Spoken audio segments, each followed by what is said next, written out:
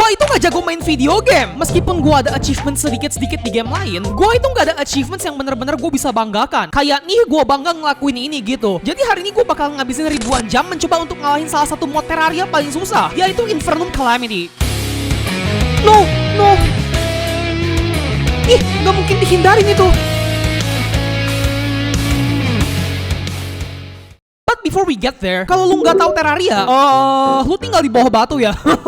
Dan Calamity Mod itu adalah salah satu mod add-on terbesar di Terraria. 27 boss baru, biome baru, you name it kayaknya ada yang baru. Dan Infernum itu adalah, bayangin kalau misalnya Calamity itu sebuah sapi, Calamity Infernum itu kayak sapinya dikasih steroid. Dan sapi ini ngejar-ngejar gue mencoba ngebunuh gue. Dan di playthrough ini gue cuma ada satu peraturan yang gue tetapkan buat diri gue. Dan peraturan itu adalah nggak boleh pakai cheese buat ngebunuh bos. Hal kayak pakai bug, pergi ke nurse pas lagi ngelawan bos itu bakalan dilarang juga. Jadi pertama-tama kita harus ngebuat karakter. Dan waktu itu jujur gue cuma kepikiran satu nama waktu itu. Kita bikin worldnya and we're in. Stop. Oh. Dan gue langsung mati. Siapa dev yang mikir, wah lucu juga ya kalau kita bikin pas kita pertama kali nge-spawn, itu waktunya malam, jadi zombie bisa nge-spawn. Hahaha, awas lu anjir. Kalau gua ketemu siapa yang kepikiran ini bakalan gua cekek. Jadi seperti di Minecraft, gua bikin box dan gua nunggu sampai pagi. Gua juga tadi ngebuka semacam treasure bag dan dapat basic supplies kayak pedang, magic staff, dan potion lainnya. Jadi objektif kita pertama-tama itu explore dunia ini, mining buat dapat gear dan ngeloot harta karun buat dapat aksesoris. Karena nggak banyak hal terjadi waktu pas gua ngeloot, besides kematian, dan lebih banyak kematian. Gue bakalan ngejelasin konsep class di Terraria. Bagi lu yang nggak tahu, biasanya di Terraria itu ada 4 class: melee, range, mage, dan summoner. Summoner itu lu cosplay sebagai penjajah yang nyuruh bawahan lu untuk ngelakuin tugas lu. Lu bisa nge-summon minion, dan lu bahkan dikasih pecut. Defense summoner itu kecil banget, tapi positifnya damage-nya itu sakit banget. Dan lu nggak harus ngarahin senjata lu, soalnya budak-budak lu yang nyerang buat lu. Ranger itu ya lu pakai senjata jarak jauh, panah, pistol, ya banyak lah. Tapi ini class sampah, gue males banget ngejelasinnya juga. Mage itu lu penyihir, doing penyihir stuff. Pakai magic, manggil tangan yang berasal dari neraka. Pakai kekuatan gay buat nyerang musuh lu. Kill everything.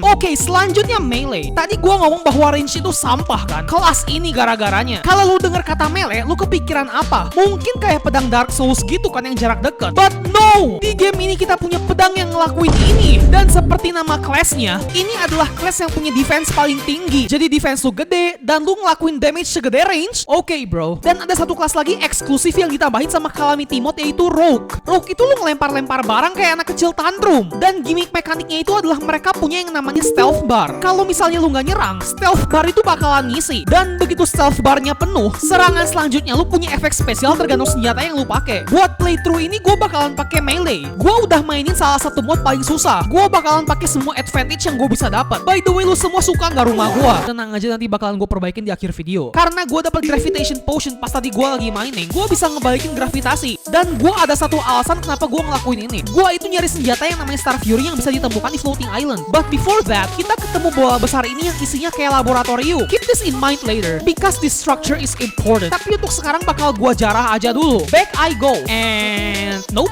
Gue bisa ngomong bahwa setelah ngelakuin ini, gue benci sama burung. Finally, ini itu adalah salah satu senjata paling bagus yang lu bisa dapetin sebelum ngelawan bos apa-apa. Jadi gue itu sekarang kuat banget. Dan gue langsung hampir mati gara-gara kena perangkap. Gue itu mau dapetin satu senjata lagi, yaitu The Blade of Grass. Blade of Grass itu jadi pedang yang kalau misalnya lu pakai, dia bakalan ngeluarin kayak jarum-jarum kecil. Dan jarum-jarum ini itu punya status effect, yaitu poison. Jadi gue memutuskan buat pergi ke jungle biome buat dapetin material-material yang gue butuhkan. Jadi setelah nanti gue punya 2 senjata, gue bakal nyobain 2 senjata ini dan memutuskan mana yang bakal gue pakai lebih banyak buat melawan bos pertama kita. Jadi setelah semua prep work itu, gue mencoba untuk ngebunuh bos pertama kita, yaitu Eye of Cthulhu. And it didn't go well. It wasn't even close.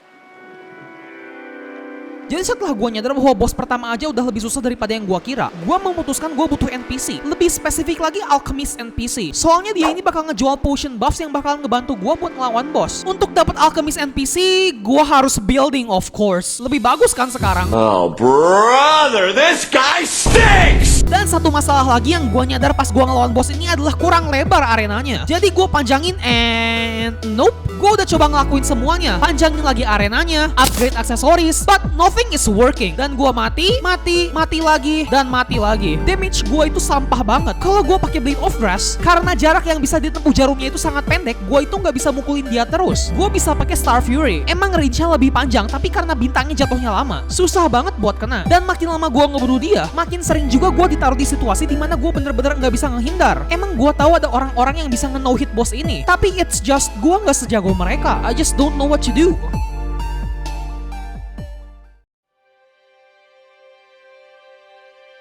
Now di bagian selanjutnya dari video ini, gua itu bener-bener burnt out. Gua pengen cerita aja sedikit dan semoga lu semua bisa ngambil pelajaran dari cerita gua. Banyak banget hal yang terjadi di hidup gua. Yang pertama adalah paman gua itu meninggal. Gua nggak bakalan sok-sokan deket dan emang sebenarnya gua nggak terlalu dekat sama dia. Tapi jujur ngelihat orang yang gua sayangi sedih itu bikin hati gua hancur. Terus selanjutnya, paper ilmiah gua itu diterima di salah satu konferensi dan gua itu harus presentasi di salah satu universitas yang bergengsi di Indo. Gua itu jujur bukan orang pinter. Gua itu orang biasa aja sumpah. Jadi pikiran gua itu mulai kemana-mana. Stres banget gue jadinya. Gue harus presentasi di depan orang-orang yang lebih pintar daripada gue. Ya jadi di periode ini itu, gue bisa dibilang sangat stres. Dan gue juga sibuk untuk merevisi paper gue biar tepat yang seperti diinginkan panitia. Gue juga masih ngonten kurang lebih 4 jam per hari buat main channel gue. Terus gue nggak tahu kenapa seakan-akan masalah gue belum cukup banyak. Views gue di periode ini itu bener-bener hancur. Jadi motivasi gue itu pun bener-bener hancur. Dan semua itu gue lakuin ditambah main mod ini. Dan gue hampir menyerah bikin video ini. Ah lu serius amat? Ini kan cuman game. Yes, it's only a game. Tapi ini itu juga adalah mimpi gue. Gue itu punya mimpi dari kecil bahwa gue bisa menghasilkan uang dari ngelakuin hal yang gue cintai, ngehibur orang, main game, dan musik. Idola gue itu kayak Anya dari Hololive ID, Bow the Whale, atau bahkan Tuwonto. Mimpi gue itu adalah jadi seperti mereka. Dan project ini adalah salah satu hal yang harus gue lakukan biar mimpi gue itu bisa terjadi. But it's just so hard. Gue bener-bener gak bisa ngebunuh mata sialan ini. Gue nyoba ngelawan bos lain tapi gagal. Bener-bener gak ada cara lain selain dari get good, you know. Soalnya ini itu ya intinya skill issue. Tapi akhirnya I took a break. I just can't do it.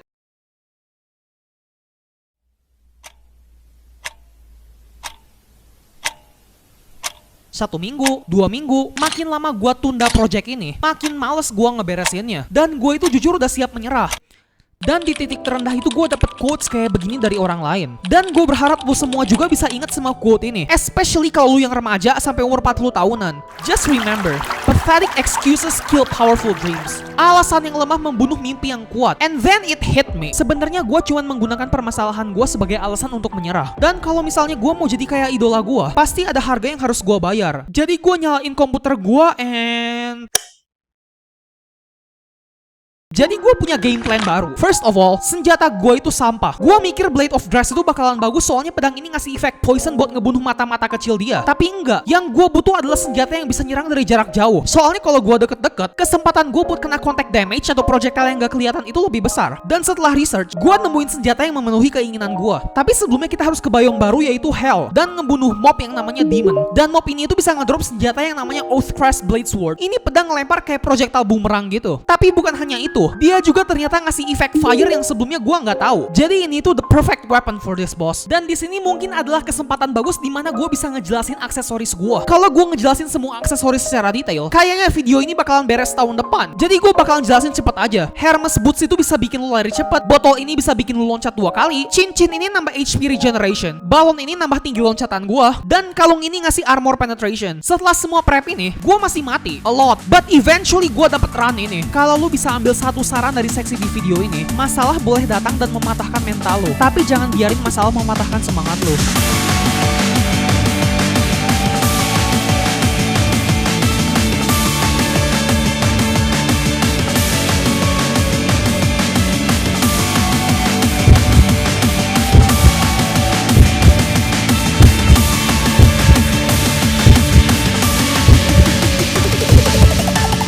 Yes! Yes!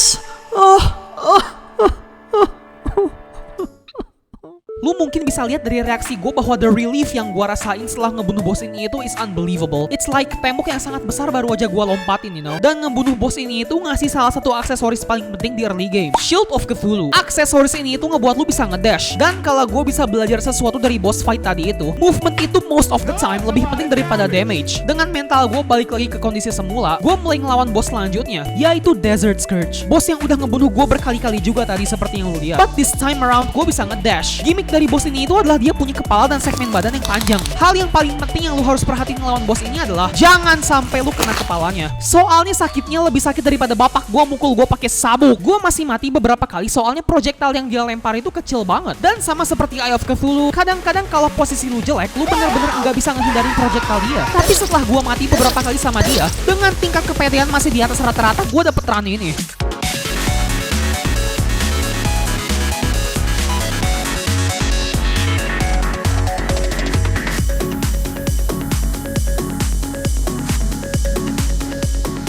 Nice, finally. Setelah ngalahin bos ini itu, gua dapat banyak hal, kayak sea coral, seashell, starfish, dan senjata-senjata lainnya. Tapi gua nggak bakalan pakai senjata apa-apa dari bos ini. Dari seashell, starfish, dan sea coral, kita bisa gabungin buat bikin material baru yang namanya sea remains. Ini itu material yang bisa kita pakai buat bikin armor set baru, yaitu Fictite armor set. Finally some new armor. Gua udah sedikit muak pakai gold armor. Terus di bawah tanah gua bikin 3 rumah, soalnya gua masih butuh tempat buat NPC yang penting yang gua belum punya sekarang. Setelah ini, nothing much really happens for a while. Gua banyak grinding Eye of Cthulhu buat dapetin uang, beli DPS meter yang bisa ngasih lihat DPS gua, dan gua juga beli makanan yang bisa ningkatin overall stats gua. Gua nggak bakalan ngebosenin lu dengan detail-detail yang gak rame. Tapi tujuan gua selanjutnya adalah ngelawan 2 bos di biome Crimson, Brain of Cthulhu dan juga The Preparators. Jadi gua ke Crimson biome dan ngebuat arena di sana. And oh boy, waktu itu gua bener-bener nggak tahu apa yang bakalan gua hadapi. Gua pertama coba Preparators dulu. Ada 2 cara buat ngesummon bos ini. Pertama, lu bisa bikin summoning itemnya, dan yang kedua lu harus nemuin blob kayak begini di Crimson dan lu harus pukulin sampai mati. Gua nggak bakalan edit bagian video ini dan gua mau lu semua lihat reaksi pertama gua ngadepin bos ini.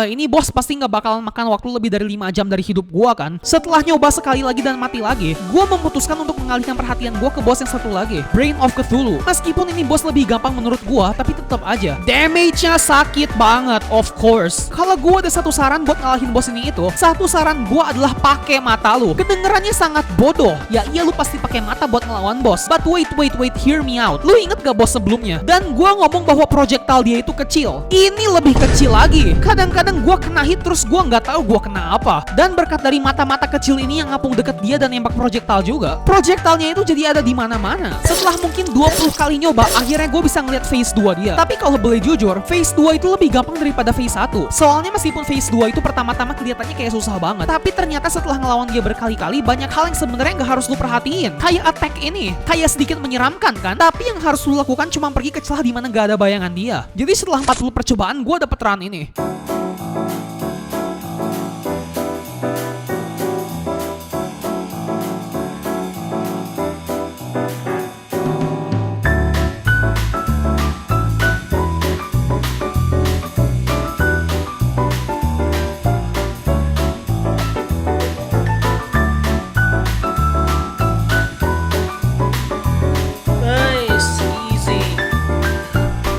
Tingkat kepedean gue masih di atas rata-rata. And honestly, this boss wasn't even that bad. Setelah ngalahin bos ini, kita itu ngebuka banyak banget hal yang bisa kita dapetin buat upgrade. Pertama-tama kita bisa bikin armor dari Brain, yaitu Crimson Armor, dan juga pickaxe-nya. Pickaxe ini ngasih kita akses ke Hellstone, or dari Hell. Kalau kita campur Hellstone sama Obsidian, kita bisa dapat Hellstone Bar. Dan bar ini kita bisa buat jadi armor, pickaxe, dan juga senjata yaitu Volcano. Volcano ini itu adalah sebuah senjata true melee. True melee itu artinya senjata jarak dekat yang gak ngelempar projectile. Setelah gua ngebuat Molten Armor, gua punya 43 defense. Tapi sebenarnya meskipun armor ini itu defense-nya gede, sebenarnya armor ini itu nggak terlalu berguna. Dikarenakan efek dari armor setnya itu nambah damage dari semua senjata true melee. Karena gua main di Inferno mod dan begitu lu kena contact damage lu bakalan...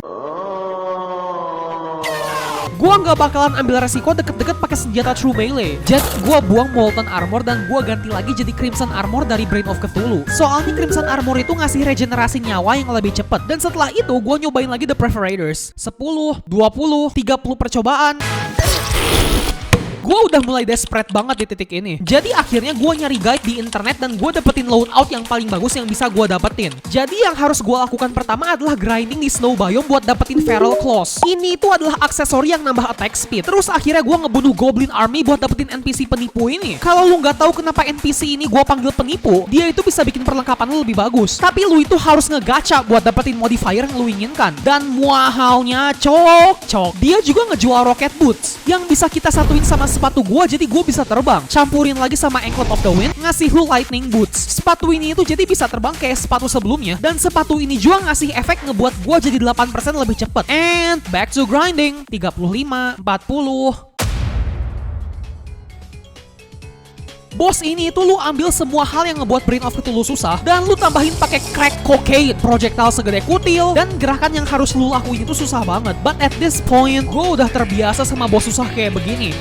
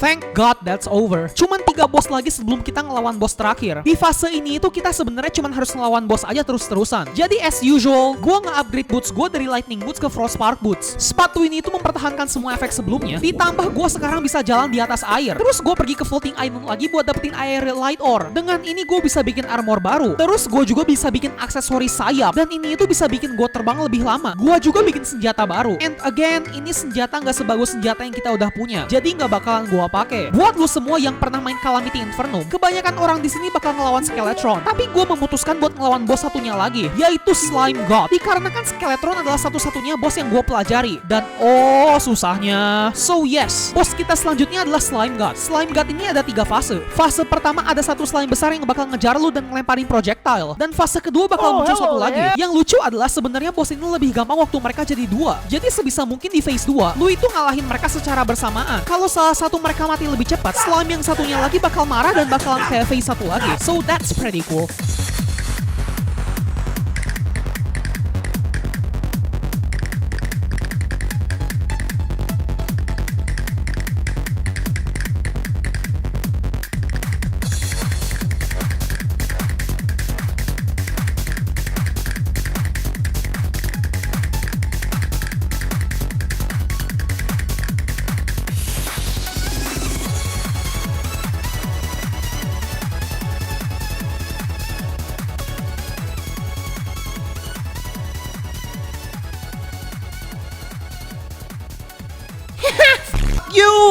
You. You know the drill. Upgrade armor kita jadi armor dari Slime God. Lalu di sini gue bakalan buat 2 senjata yang paling penting di playthrough ini. Yang pertama adalah Biome Blade. Seperti namanya, Biome Blade itu senjata yang sangat unik. Jadi dia punya mode yang berbeda-beda menyesuaikan sama biome yang lu pilih. Lu bisa milih biome dengan tahan klik kanan. Kalau misalnya lu pakai di overworld atau biome biasa, pedangnya itu bakalan nembak kayak begini. Tapi kalau lu pakai di padang gurun, jadi kayak begini dan punya properti unik di mana lu bisa mantul dari musuh. Dan sebelum bikin senjata yang kedua, gue harus nemuin biome baru dulu yang namanya Sunken Sea. Ini itu biome yang selalu ditemui di bawah padang gurun. Dan gue butuh kristal dari sana buat ngebuat senjata yang gue butuhkan. Setelah dapetin kristal yang gue butuh, gue ketemu mini boss kerang. Ini tuh harusnya mini boss yang lu lawan sebelum Desert Scourge, cacing yang udah kita bunuh tadi. Jadi gue sangka ini tuh gampang dan of course gua nggak bisa ngebunuh ini tanpa persiapan. Why? Soalnya Infernum suka nyiksa gua. Jadi senjata yang kedua adalah Fractured Arc. Senjata ini juga punya mekanik unik di mana lu bisa nge-parry. Kalau lu klik kanan ke projectile musuh atau ke badan musuh, senjata ini tuh bakal nge-damage lebih besar dan juga bakal ngenembak projectile kayak begini. Dua senjata ini adalah dua senjata yang nanti bakalan kita upgrade terus sampai akhir game. Bos selanjutnya adalah bos yang jujur gua takuti dari awal gua bikin playthrough ini, yaitu Skeletron. Gua udah lihat banyak orang yang ngomong bahwa bos ini itu adalah bos yang paling susah di fase ini. Jadi gua belajar mati-matian buat bos ini. Dan bener, meskipun udah belajar mati-matian, ini bos adalah salah satu bos yang paling susah yang gua lawan. Soalnya kalau gua bisa nge-describe bos ini dengan dua kata yang gua pilih adalah reaction time. Dikarenakan sebenarnya bos ini itu cuma punya beberapa serangan. Cuman semua serangan ini itu sangat cepat dan hampir mustahil buat dihindarin kalau misalnya lu nggak tahu apa yang bakal dilakukan selanjutnya. Tapi daripada gua yeping, mendingan gua tunjukin aja how the fight went.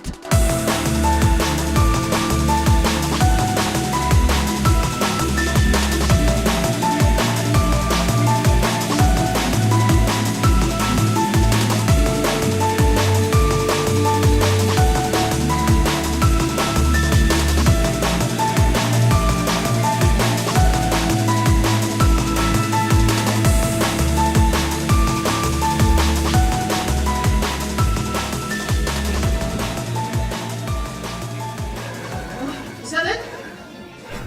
Please. Oh shit. Yes! Yes! Yes!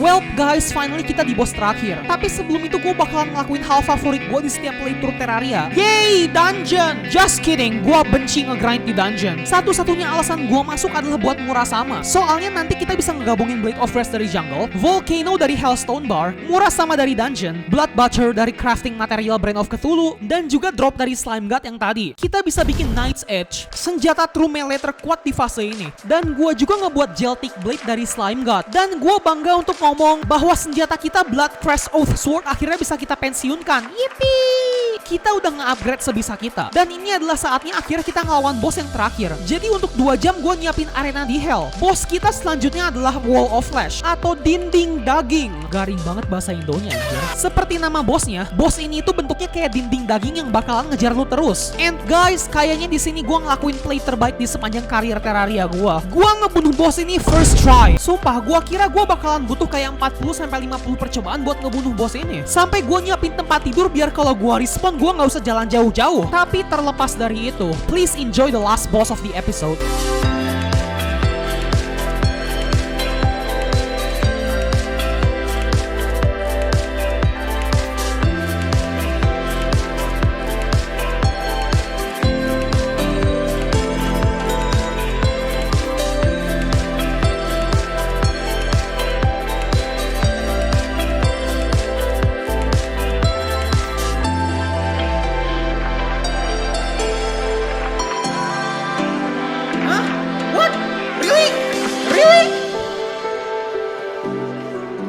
Oh my gosh, it's over. It's over. Finally.